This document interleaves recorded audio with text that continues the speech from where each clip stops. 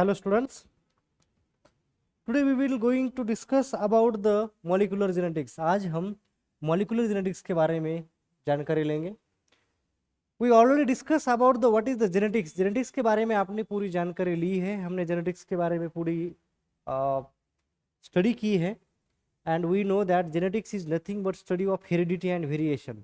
जब आप heredity और variation का स्टडी करते हो तो उसको हम बोलते हैं genetics. And we have discussed about the Mendelian law also कि मेंडेल ने कैसे पाइसम सटाइवम में लॉ दिए and how that monohybrid dihybrid ratios comes. Okay, so that is the we can say that is the part of the genetics. But in if you are going to discuss the molecular genetics, अगर आप जब molecular genetics की बात करते हो, so we are going to the again deeper level. हम जो character express हो रहे हैं, whatever character is expressing, so what we are doing, we are seeing the what are the reasons behind that. क्या कारण है जिनके कारण ये कैरेक्टर इस तरह से एक्सप्रेस हो रहे हैं. और जब आप इस लेवल तक जाते हो, when you are going to that level, then that is called as molecular genetics. अगर आप डीएनए लेवल तक जा रहे हो for the expression of the any particular character, so that is called as molecular genetics. तो इसमें हम क्या करते हैं मॉलिक्यूलर जेनेटिक्स में, okay, we are doing the study of the molecular structure of the DNA. DNA का structure कैसा है and it's cellular activities. Cell में डीएनए के कारण जो भी एक्टिविटीज हो रहे हैं, okay, what ever activities is going on, how that DNA is responsible for this activities and its influence in determining the overall makeup of an organism. जो भी ऑर्गेनिज्म है उसमें जो भी कैरेक्टर्स एक्सप्रेस होते हैं उसमें डीएनए कैसे इंपॉर्टेंट रोल प्ले कर रहा है. सो दैट इज मॉलिक्यूलर जेनेटिक्स. जब आप इस लेवल तक, डीएनए के लेवल तक, और डीएनए के लेवल तक ही नहीं, whatever character is expressing, we all know जो भी हमारे कैरेक्टर्स है या जो भी हमारा एक्सप्रेशन है, okay, that is because of the presence of the DNA. और ये कैसे होता है? Through transcription and translation. जो भी प्रोटीन्स है, जो भी एंजाइम्स है, okay, those are responsible for the expression of the character. वो कहाँ से बनते हैं? From the information which provided by the DNA. okay? जब आप ट्रांसक्रिप्शन और ट्रांसलेशन डिटेल में पढ़ोगे तब आपको अच्छे से समझ में आएगा कि अगर डीएनए नहीं होगा, if there will be no DNA, then there is no chance of the expression of the particular character. अगर मैं आपको एग्जांपल दे दूं, बीटी कॉटन. हमें पता है जो हम बीटी कॉटन, आजकल जो भी कॉटन हम ग्रो करते हैं या किसान ग्रो करते हैं, they have this BT gene.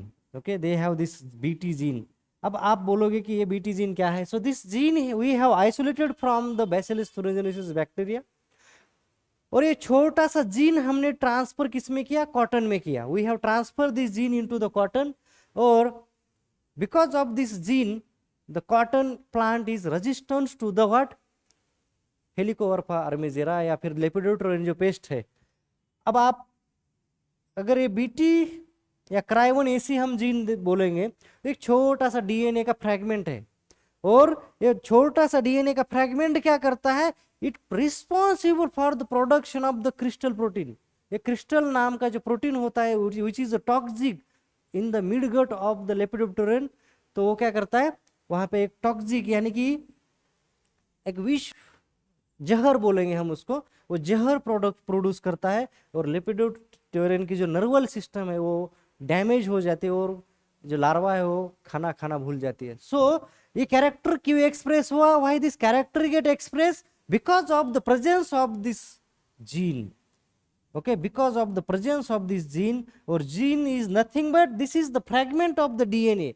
ये डीएनए का क्या है? एक छोटा सा टुकड़ा है which code for the specific protein. वो क्या करता है? कोई स्पेसिफिक प्रोटीन्स को कोड करने का काम करता है. So what we are going to discuss today, we are going to discuss this structure. Okay, या मॉलिक्यूलर जेनेटिक्स की अगर बात कर रहे हो, so this is nothing but, ये जो आप डीएनए है, this is nothing but this is the one of the nucleic acid. जो डीएनए है वो क्या है? एक न्यूक्लिक एसिड का टाइप है. This is the one of the type of nucleic acid.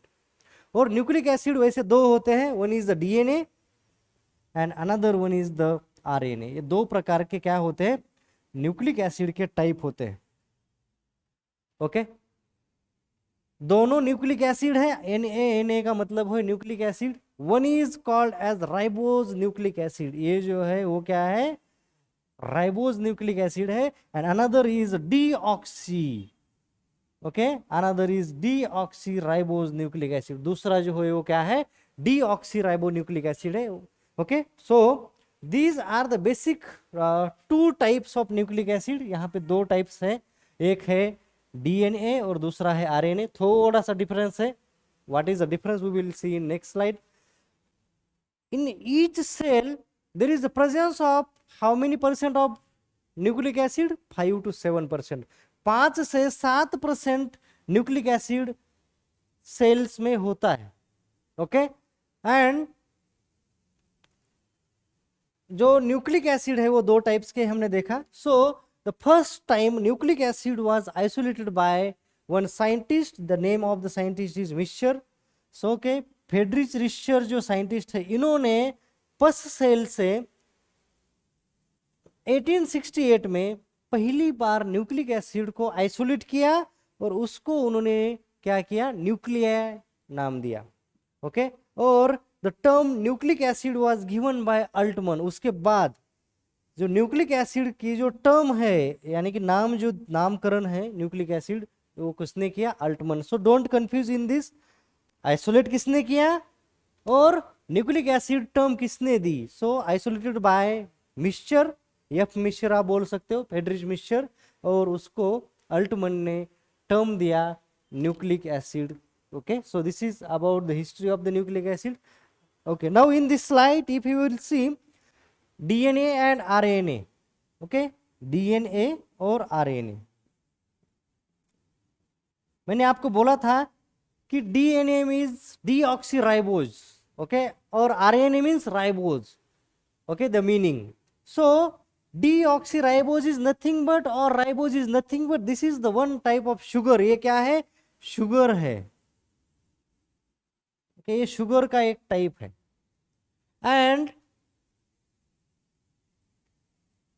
if you will see the ribose sugar and if you will see the deoxyribose sugar, okay, इसमें आप अगर देखोगे C5H10O5, ये है आपका फॉर्मूला राइबोस शुगर का।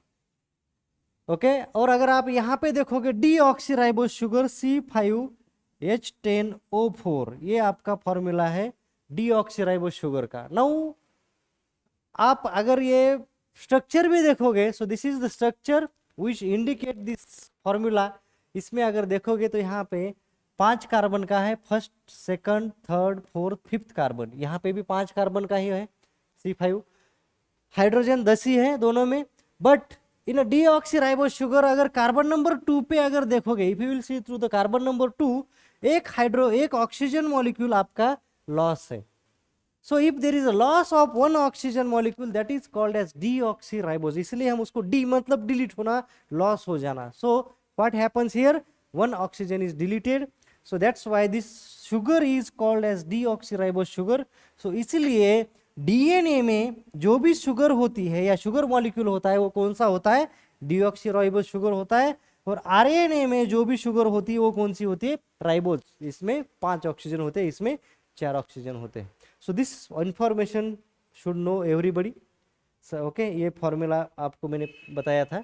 Okay, so okay, next, now what is DNA. DNA होता क्या है, मैंने आपको पहले ही उसका मीनिंग बताया है। It is a deoxyribonucleic acid. ये एक न्यूक्लिक एसिड ही है, बट कौन सा है, डीऑक्सीराइबोन्यूक्लिक एसिड है। Ribo means ribose sugar, D means deoxy means एक ऑक्सीजन डिलीट जिसमें हुआ है। सो that is the deoxyribonucleic acid. Okay, now deoxyribonucleic acid is a nucleic acid which is a polymer of nucleotide. ये क्या है, nucleotide का polymer है, यानी कि अलग अलग बहुत सारे न्यूक्लियोटाइड्स जब एक साथ आते हैं, ज्वाइंट होते हैं, तब क्या बनता है, it is there is a development of DNA structure. अभी न्यूक्लियोटाइड क्या है, न्यूक्लियोसाइड क्या है, और ये किससे बना होता है, we will see next slide. हम नेक्स्ट स्लाइड में जरूर देखेंगे। नाउ ये डीएनए जो है, ये डीएनए टाइप का जो न्यूक्लिक एसिड है, ये सेल्स के कौन से ऑर्गेनेल्स में प्रेजेंट होता है we should know about it. कौन से, ये कभी कभी इस पे भी क्वेश्चन आता है। ओके तो ये हमें पता होना जरूरी है। There are basically 3 organelles in a cell where DNA is present. पहला है न्यूक्लियस, सबको पता है, और बाकी जो 2 ऑर्गेनेल है उसमें है माइटोकॉन्ड्रिया और क्लोरोप्लास्ट। जब आपने फोटोसिंथेसिस और रेस्पिरेशन पढ़ा होगा तब आपको पता होगा कि the mitochondria and chloroplast both are self regulating organs. ये खुद का रेप्लिकेशन कर सकते हैं, खुद का कंट्रोल कर सकते हैं। Why? Because they have their own DNA. इनमें अपना खुद का डीएनए है, इसलिए वो क्या कर सकते हैं, खुद का कंट्रोल खुद कर सकते हैं। So because DNA is a control organ. Okay so एक न्यूक्लियस में होता है, दूसरा होता है माइटोकॉन्ड्रिया, और तीसरा होता है क्लोरोप्लास्ट में। If DNA is present in a nucleus then that DNA is called as nuclear DNA. If DNA is present in a mitochondria then it is called as mitochondrial DNA, and if DNA is present in a chloroplast then it is called as chloroplast DNA. Okay simple अगर DNA लिखा है तो ये समझ लेना कि ये nucleus का डीएनए है। अगर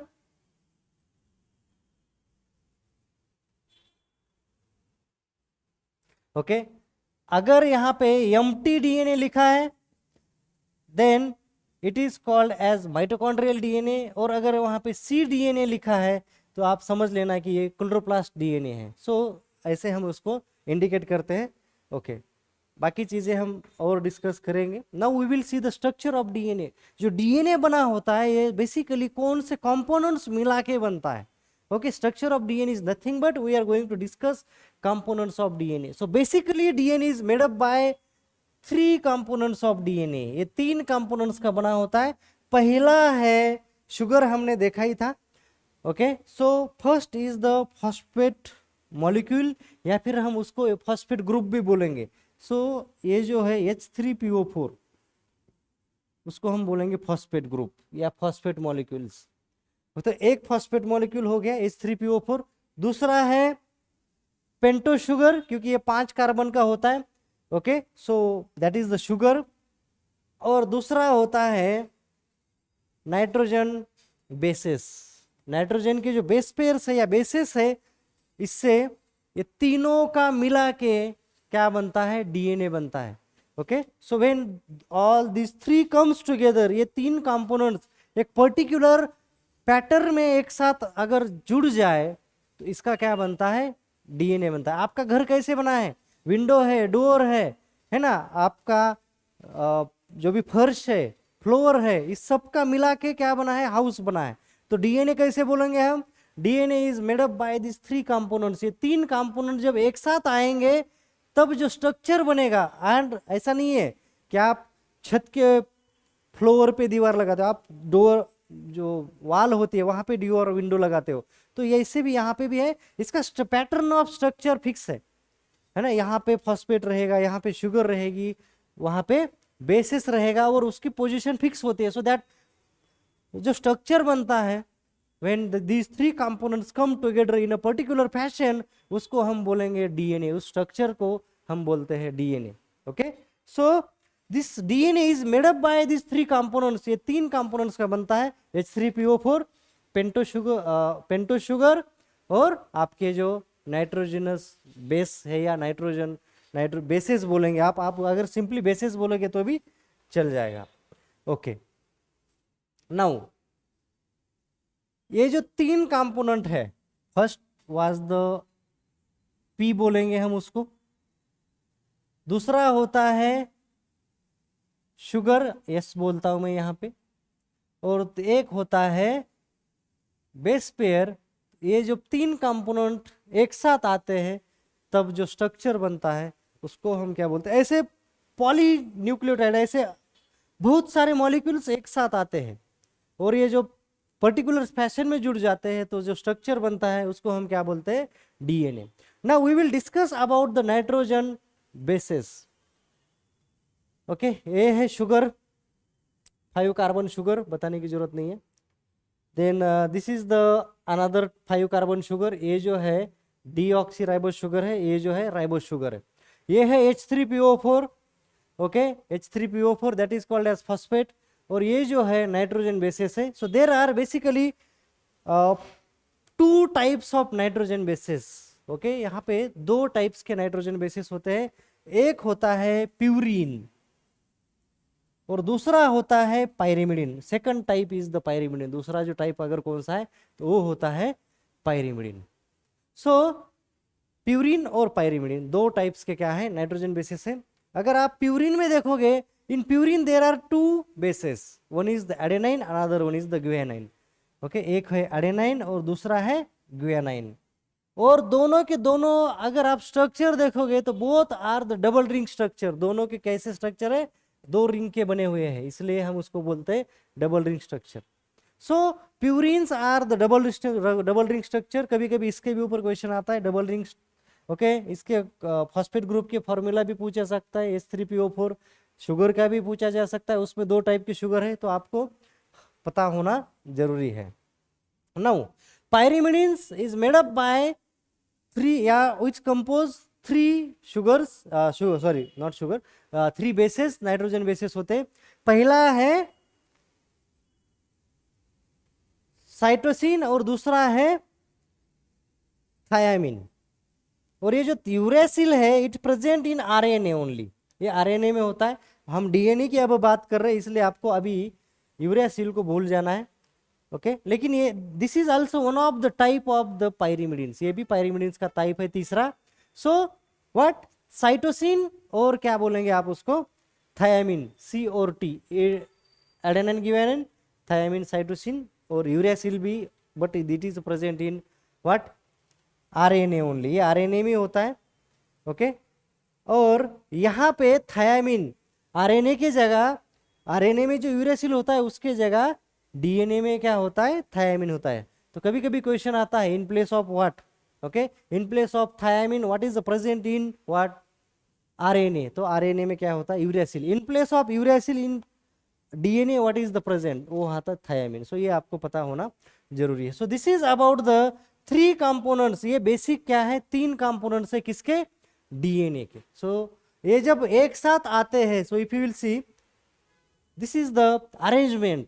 तो क्या होता है, अगर आप यहाँ अरेंजमेंट में देखोगे, आपको मैंने पहले ही बताया था, carbon number 1, carbon number 2, carbon number 3, carbon number 4, carbon number 5, ऐसे यहाँ पे 1 2 3 4 5 इस तरह से क्या है, कार्बन्स का अरेंजमेंट है पेंटोस शुगर में। आप अगर नाइट्रोजन बेसिस देखोगे तो ये always it attach to the carbon number 1। Nitrogen bases जो होते हैं ये हमेशा फर्स्ट कार्बन पे अटैच होता है। नाउ अगर आप दूसरा देखोगे, शुगर जो है, इसका जो कार्बन नंबर 3 और कार्बन नंबर 5 है, इस पे कौन अटैच हुआ है, इस पे हुआ है फॉस्फेट ग्रुप अटैच। इस पे क्या अटैच हुआ है, फॉस्फेट ग्रुप अटैच हुआ है। तो फॉस्फेट ग्रुप का एक साइड अटैच होता है कार्बन 3rd पे और दूसरा साइड अटैच होता है कार्बन 5th पे, और ये जो बॉन्ड बनता है that is called as phosphodiester bond, the bond present between the phosphate group and the pentose sugar, that bond is called as phosphate group। और ये बॉन्ड क्या करता है, 2 शुगर मॉलिक्यूल्स को पकड़ने का काम करता है या जोड़ने का काम करता है। We can say it attach the 2 sugar molecules. तो फॉस्फेट ग्रुप्स का सबसे पहला इंपॉर्टेंट रोल क्या है, 2 शुगर मॉलिक्यूल्स को अटैच करते जाना। ओके, अगर आप और थोड़ा देखोगे, यहाँ पे फर्स्ट कार्बन 3rd कार्बन, यहाँ पे OH ग्रुप है, तो यहाँ पे 3rd कार्बन फ्री है, इसलिए हम इसको बोलते हैं 3' एंड। यहाँ पे 5th कार्बन फ्री है, इसलिए हम बोलते हैं 5' एंड। ओके, जब आप डीएनए स्ट्रक्चर भी डिटेल में पढ़ोगे, आप पहले मैं स्ट्रक्चर अरेंजमेंट बता रहा हूँ। ओके, नाउ फर्स्ट कार्बन पे बेस पेयर है, कोई भी हो सकता है out of 4, may be it can be adenine, may be it can be guanine, may be it can be thiamine, may be it can be cytosine. Uracil यहाँ पे नहीं होगा। तो ये कोई भी 4 में से क्या होगा, कोई भी एक बेस पेयर होगा। अब आप बारकाई से देखोगे, शुगर चेंज हो रही है क्या, everywhere the sugar molecule is same, everywhere phosphate is same. बदल क्या रहा है, तो चेंजिंग इज द बेसिस, यहाँ पे बेसिस बदल रहे हैं। somewhere it is adenine, somewhere it is a guanine, somewhere it is a thiamine, somewhere it is a cytosine. Okay and यही इंपॉर्टेंट है, कौन से बेस पेयर्स वहां पे प्रेजेंट है, हम we will see in detail. Transcription और translation जब आप पढ़ोगे तब आपको अच्छे से समझ में आएगा कि रियल में ये जो एक्सप्रेशन होता है कैरेक्टर का, इसमें बेस पेयर्स का कितना इंपॉर्टेंट रोल है, जो सीक्वेंस होता है, how that genetic code is coding for a particular DNA, हम बाद में डिटेल में देखेंगे। सो अभी जो बेसिक अगर आप डीएनए का स्ट्रक्चर देख रहे हैं तो आपको अभी इतना ही याद रखना है कि डीएनए जो बना है ये कितने कंपोनेंट्स का बना है। It is made up by 3 components, phosphate group, sugar molecule और बेसेस। और आपने देखा कि H3PO4 is the phosphate group, C5H10O4 is the sugar molecule, और जो नाइट्रोजन बेसिस है उसमें प्यूरिन 2 प्रकार के होते हैं और पायरिमिडिन 2 प्रकार के होते हैं। सो this is about the components of the DNA. Now how it get arranged, we have seen that first carbon पे ऑलवेज जो है बेसिस अटैच होते हैं, थर्ड और फिफ्थ कार्बन पे क्या होता है, जो कोई फॉस्फेट है वो क्या करते हैं, they are responsible for the attachment of the 2 sugar molecules, 2 sugar molecules को अटैच करने का काम कौन करता है, फॉस्फेट ग्रुप करता है। एंड जो बॉन्ड तैयार होता है, वो जो बॉन्ड है उसको हमने बोला फॉस्फोडाइएस्टर बॉन्ड्स। अब मैंने बोला था कि DNA is a polynucleotides, DNA जो होता है वो क्या होता है, पॉलीन्यूक्लियोटाइड्स होता है। ओके उसको हम पॉलीन्यूक्लियोटाइड्स बोलते हैं। अब पॉलीन्यूक्लियोटाइड, पहले हम न्यूक्लियोटाइड क्या होता है, so nucleotide is nothing but 1 phosphate group plus 1 sugar plus 1 base। ये जब साथ में अटैच होते हैं, यानी कि हम अगर ये देखेंगे तो इतना मॉलिक्यूल, इतने को हम बोलेंगे न्यूक्लियोटाइड। इस दोनों की, तीनों के कंबाइनेशन से जो मॉलिक्यूल तैयार होता है, इसको हम बोलेंगे न्यूक्लियोटाइड। तो इस तरह के जब बहुत सारे मॉलिक्यूल्स एक जगह अटैच हो जाते हैं और ये स्ट्रक्चर बनता है, that is called as polynucleotide. तो ये है आपका पॉलीन्यूक्लियोटाइड्स। ओके और ये कैसे अरेंज होते हैं, वी विल सी